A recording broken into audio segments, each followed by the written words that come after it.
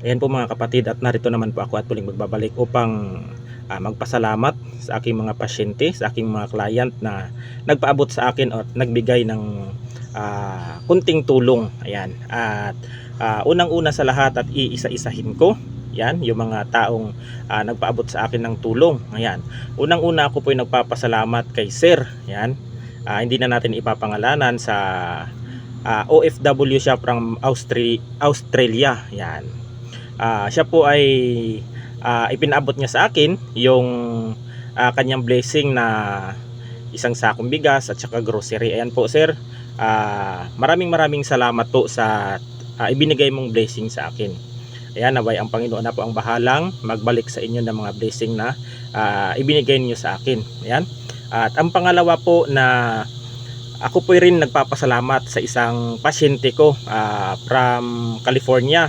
Ayan, si Ma'am Maria, na ipinadala niya pa yung ibinigay niya sa aking pera, yan, sa kanyang pamangkin upang ipaabot sa akin itong pera na ibinigay niya.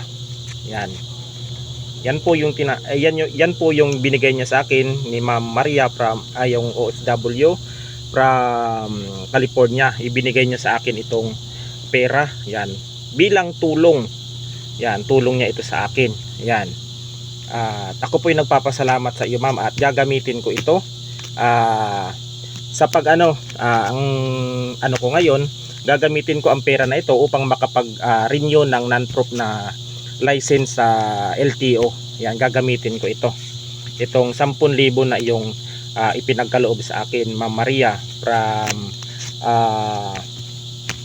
OFW California. Yan po, maraming salamat po. At ang Panginoon na po ang bahalang magbalik sa inyo ng mga naitulong niyo po sa akin. Ayan. At ito din po yung ibinigay sa akin ng isang kaibigan din nating Scout Ranger. Yan. O nagtatrabaho sa ating gobyerno. Yan. Ako po yung nagpapasalamat sa iyo sir na pinagkalooban mo ko kahit ng pera. Yan. Upang ma-renew ang aking student permit sa sa LTO. Yan, ito. Gagamitin natin ito. Yan, at saka yung client ko sa ibang bansa, yan, na hindi na natin papangalanan, sabi niya na pinaabot niya itong niya sa akin, tulong, itong 1,000. Yan po, ako po ay nagpapasalamat sa inyo, yan, na sa mga naitulong ninyo sa akin. Ayan. At gagamitin ko po ito sa mabuti para may purpose po. Yan, gagamitin ko sa para magkaroon ako ng non-proof driver's license para kahit saan man ako magpunta o mag-drive man ako o di kaya mag-home service man ako sa mga wala na po akong pangamba sapagkat may driver's license na po ako. Ayan po yung aking plano ngayon, at gagamitin ko ito sa mabuti. Itong mga naitulong niyo sa akin mga ma'am at saka sir, na mga ibinigay ninyo sa akin. Yan po. At hanggang dito na lang po, at God bless us all. Maraming salamat po, at thank you.